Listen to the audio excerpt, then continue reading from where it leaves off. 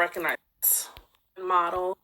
So to First of all, what we playing at and started dancing, we research on it. Younger than me, I was and actually no, that's off top. it's not as easy. Hello, how are you? What up, though? What up, though? How's it going? Good. I can't complain. That's Just awesome. I'm glad taking you're this here time. early. Oh yeah, early bird catch the worm, right? There you go. That's what it's about. So, for everyone who's watching right now, Dion is actually on the actors team, and Coach. he is. I was about. Listen, he like you gonna put some respect in my title. He is actually the coach for the actors team. Last year, they showed up and showed out as That's right. always. That's right. So it's always fun to see you and the guys on the floor doing your thing. What can we expect that's going to be different this year than last year? Because you got something up your sleeve. Oh yeah, I mean, first of all, what we playing at? I mean, hey, that's off top. You know what I mean? Listen. So I mean, we getting bigger and bigger. Yeah. You know what I'm saying? Yeah. So that and I ain't gonna put out there yet. I'm got a couple little guests. Yeah, I ain't gonna drop all the gym. It's gonna be a wonderful game, man. Like we put on a good show every single time, and the best thing about it, we have fun. You know what I mean? It don't be no fights or arguing. It's just be all fun and games. You know what I mean? Yeah, it's awesome. I love it every time. It's funny too because it's like to see the interaction between all of the players, the actors, and the authors. It's like some of them they may not know each other, and if they don't, you can't tell it because they just interact so well. And the play fighting, like last year, who was it? It was someone in Miss Basketball. Who was it that was up there fighting? Oh yeah, Miss Basketball and Kevin, I can't remember what. Oh, Kevin, yeah, they was singing at first. Remember they just stole the show and they started singing. And Cav was singing, and then she came down there and started dancing with him. No, actually, no. Actually, no. That was my boy Dub. That was Dub, the rapper. Oh, okay. Yeah, he part of our brand, he part of us, Triple OG brand. Yeah. He came up there performing. Miss Basketball went behind him and got to dancing and acting a total fool. She crazy, boy. I love that girl. It's something, I tell you. Gotta love it. So, how did you first actually even become a part of the Girls Who Brunch tour? Well, I first heard about it from my brother, Alfonso Jackson. He called me and was like, "Yeah, D." He was like, "I know you can put together stuff. Put together teams or just check and see with some of the actors to see if they want to get involved in the celebrity game." So I really didn't know too much about it at first. Right. And then that was the first year I played. The first year.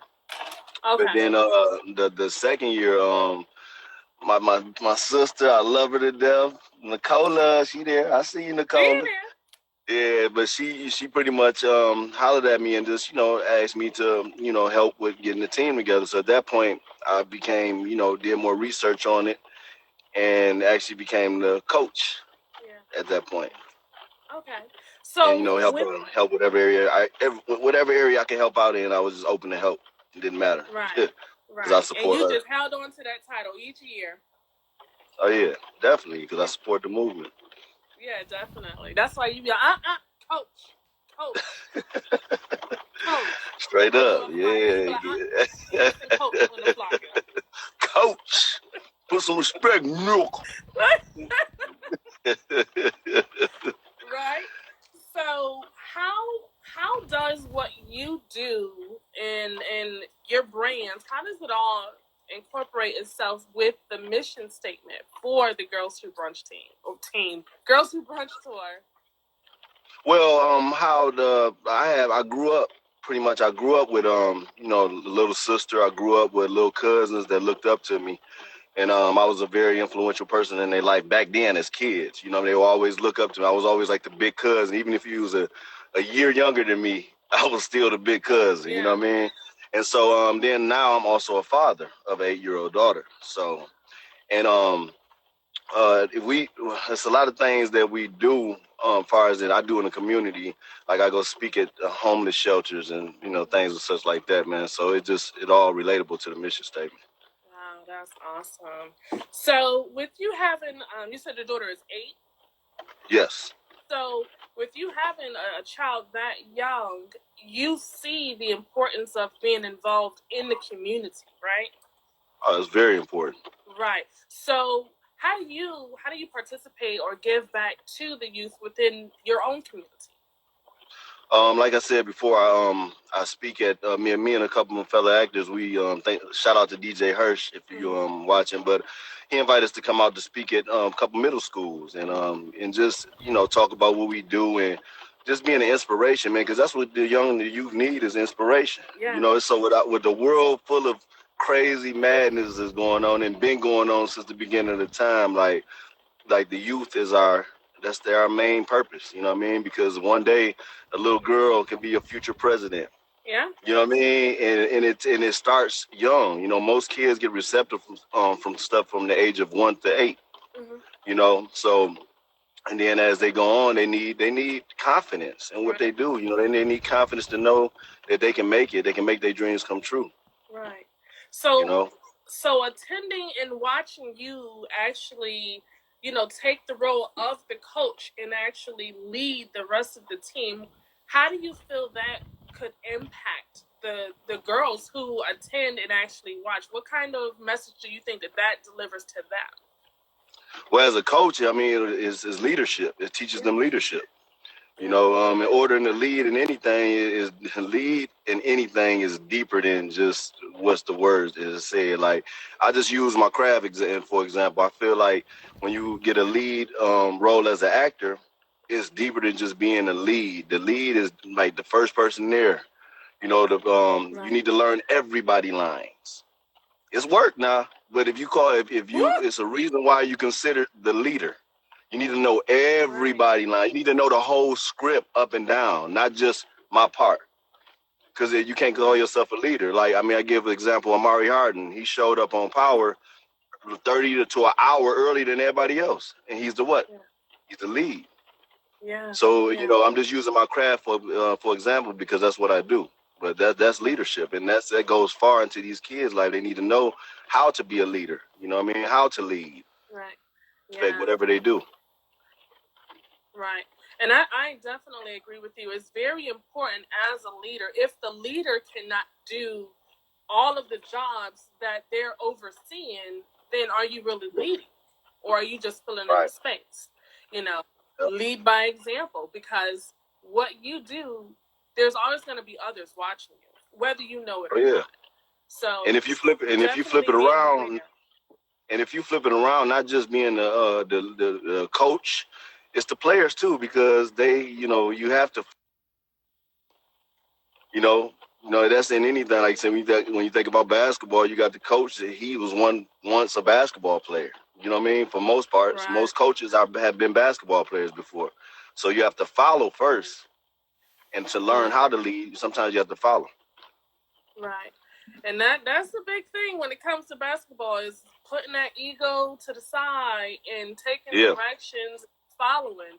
Because if you can't do that, and I'm sorry, I didn't mean to cut you off, but that's another thing. When the kids come to the game, a bunch of us all together, not only are we competitive, but we actually laughing and having fun and loving on each other. No matter who win the game, it's all love. It ain't no fighting and stuff like that. And that's what shows them. That's an example in itself. Yeah. It's not like you said. It's not a competition. It's union. It's right. The community coming together. That's what it's for. It's for the community. So the basketball game is a great representation of that. What advice would you give to the young ladies, young boys, whoever's watching? What advice would you give to them?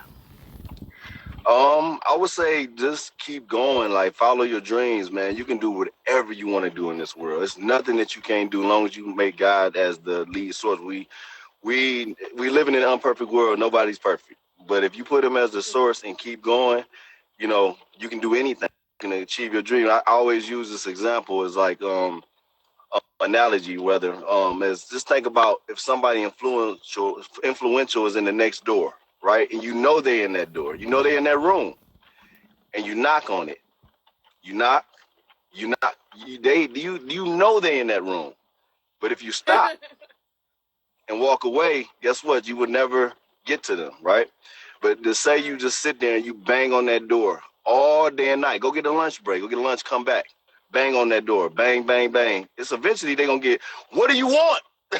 You know what I mean? But they come now, to the door. guess what? But guess what? Now you in there. And what do you do, whatever you do with your opportunity, that's all on you at that point. But you kept going and you got into that door. Now it's all on you at that point. You see what I'm saying? So you got to be persistent in everything, and that will take you to where you need to be. Put God first, persistence, and faith.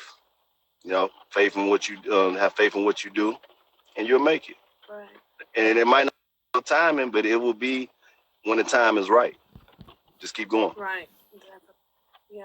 And don't be afraid to ask for help.